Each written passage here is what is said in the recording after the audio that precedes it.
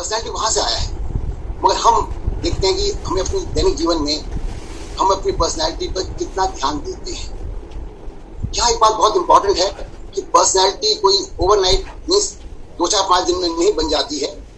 ये हमारे बचपन से ही हमें इस पर्सनैलिटी पे अपना ध्यान देना चाहिए।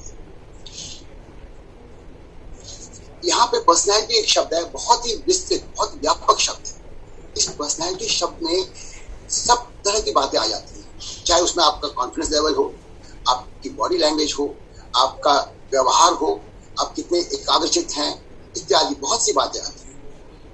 हम पर्सनैलिटी के लिए हम क्या करते हैं कि हमें बचपन में ये सिखाया गया था, या हम जब मान लो स्कूल कॉलेज में गए थे तो हमें बताया गया था कि आपको अगर अच्छी नौकरी करनी है तो आपको अपनी पर्सनैलिटी को डेवलप करना पड़ेगा या पर्सनैलिटी पे ध्यान देना पड़ेगा।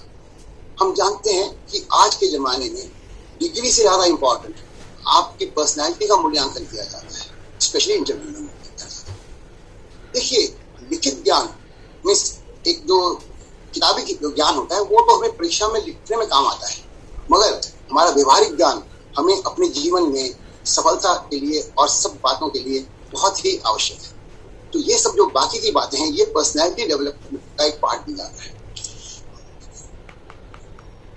हम सब जानते हैं कि हम अपनी पर्सनैलिटी के लिए बहुत जागरूक तो हैं, मगर हम कितना इस पे काम करते हैं।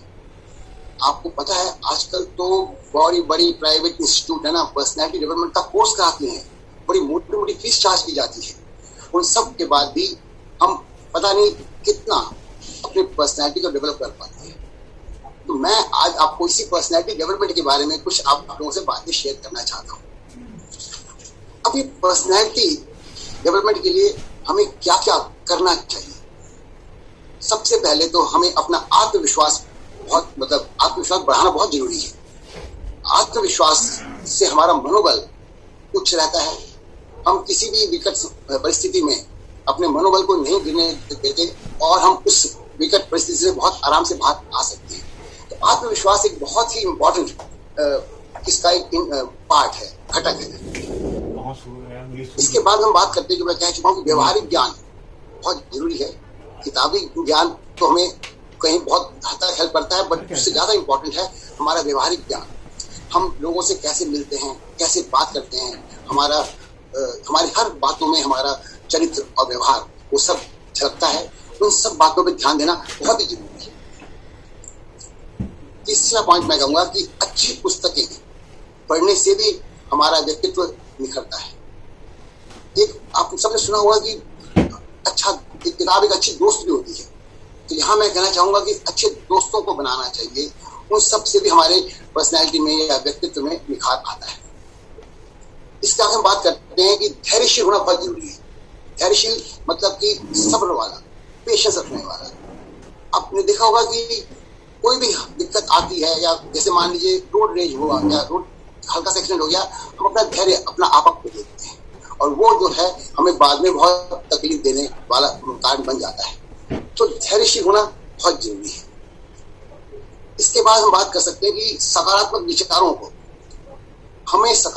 को अपनाना चाहिए। इसका मतलब एक पॉजिटिव माइंडसेट से हमें अपने आप को हमेशा उससे अपने आप को कंप्लीट रखना चाहिए कि हम कभी भी नेगेटिव विचारों को अपने आसपास भी ना आने दें।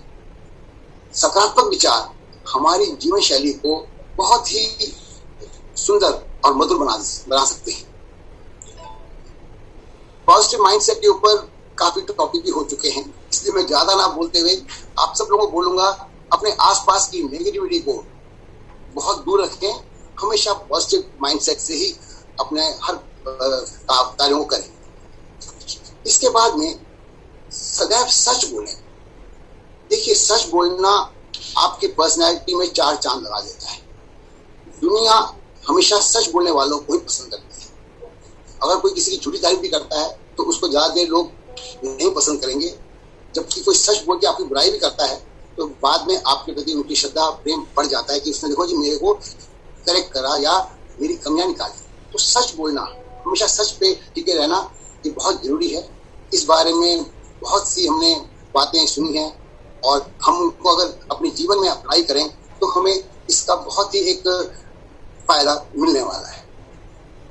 इसके बाद हम बात करते हैं कि भाई भाषा, आपकी लैंग्वेज कितनी रिच है, कितनी समृद्ध है। समृद्ध भाषा से आप किसी को भी प्रभावित कर सकते हैं। भाषा के बाद में हम बात करते हैं कि बॉडी लैंग्वेज। बॉडी लैंग्वेज अपने आप में इतना एक विस्तृत व्यापक शब्द है जिसमें हमारी बहुत सी बातें आ जाती हैं। बॉडी लैंग्वेज जैसे कहते हैं कि आपको सीधा चलना चाहिए, कंधे झुका के नहीं चलना चाहिए, सीधा देखिए या नीचे देखिए, पलट पलट के देख के चलने वालों को लोग अच्छे ढंग से नहीं सोचते हैं उनके बारे में, तो ये बहुत इंपॉर्टेंट है। बॉडी लैंग्वेज में एक बात मैं शामिल करना चाहता हूँ, आई कांटेक्ट। हम जानते हैं कि हम किसी से व्यक्ति से मिलते हैं, चाहे वो परिचित हो चाहे अपरिचित हो, तो हमारा पहला आई कांटेक्ट होता है। अब आई कांटेक्ट कैसा होना चाहिए, कितना होना चाहिए, ऐसा भी ना हो कि उसको लगे मैं उसको घूर रहा हूँ, नहीं, बिल्कुल एक नॉर्मल प्यारे ढंग से आई कांटेक्ट आप रखिए। उससे क्या होता है कि आप जो बातें करते हैं वो आराम से सुनता है, और वो जो बातें करता है आप उसको आराम से सुनते हैं, उसको लगता है कि आप बिल्कुल ध्यान से सुन रहे हैं, समझ रहे हैं। आई कांटेक्ट के बाद में मैं बोलना चाहूंगा कि हर व्यक्ति को एक अच्छा लिसनर होना, अच्छा श्रोता नहीं होना चाहिए, एक अच्छा सुनने वाला होना चाहिए। श्रोता सुनने वाले होता है, सॉरी। तो इसमें ऐसा कहा जाता है कि हमें 75% सुनना चाहिए और 25% बोलना चाहिए। ये बातें हमने सबने शायद कम्युनिकेशन स्किल में भी जानी होंगी। और जैसा मैंने बोला कि पर्सनैलिटी या व्यक्तित्व एक बहुत ही व्यापक शब्द है, इसमें सब तरह की बातें आ जाती हैं। उसमें सुनना, बोलना, कैसे आप बिहेव करते हैं, कैसे आप एक्ट करते हैं, कैसे आप खाना खाते हैं, खाना खाते टाइम आवाज तो नहीं करते, बहुत सी बातें आती हैं जो हमारे बॉडी लैंग्वेज को डिफाइन करती हैं, परिभाषित करती हैं। तो इस बातों के बाद में मैं आपसे कहना चाहूंगा कि क्षमा करना एक बहुत ही बड़ा गुण है। एक अच्छे व्यक्तित्व वाले, एक अच्छे व्यक्तित्व के स्वामी को क्षमा करना भी आना चाहिए। क्षमा करना कहते हैं इससे बड़ा कोई पुण्य का काम नहीं है, और आपको जितनी तसल्ली, सुकून मिलता है उसका जब आप क्षमा करके देखिए तब आप महसूस कर पाएंगे। चलिए अब हम बात करते हैं कि चलिए ये तो हमने बताया आपको कि किस तरह से आप अपनी पर्सनैलिटी यानी अपने व्यक्तित्व को आप निखार सकते हैं, उसको इम्प्रूव कर सकते हैं, बेटर कर सकते हैं। अब ये बात करना भी बहुत जरूरी है कि अच्छी पर्सनैलिटी के लिए, जैसा मैंने शुरू में कहा, एक अच्छा हेल्दी बॉडी होना चाहिए। मैंने ये भी समझाना चाहा कि हेल्दी माइंड भी चाहिए, healthy mind with positive mindset, with confidence and what not. यहाँ पे मैं आपसे बोलूंगा कि हमारा जो ये हेल्दी कम्युनिटी है, ये हमें इस बात में बहुत हेल्प करती है।